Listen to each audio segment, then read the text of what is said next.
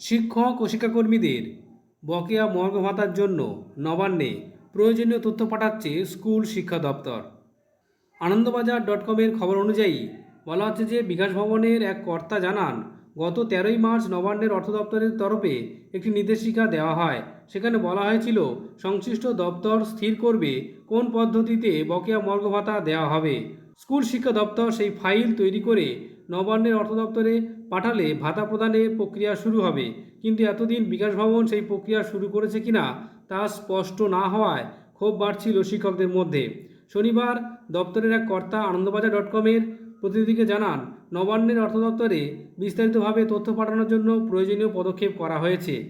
বঙ্গীয় শিক্ষক ও শিক্ষাকর্মী সমিতি সাধারণ সম্পাদক স্বপন মণ্ডল বলেন, 13ই মার্চ ওই নির্দেশিকা প্রকাশের পর থেকেই দাবি করেছিলাম যে অর্থ দপ্তর ফাইল পাঠানোর জন্য প্রয়োজনীয় পদক্ষেপ করতে হবে স্কুল শিক্ষা দপ্তরকে, কিন্তু এতদিন সেটা হয়নি।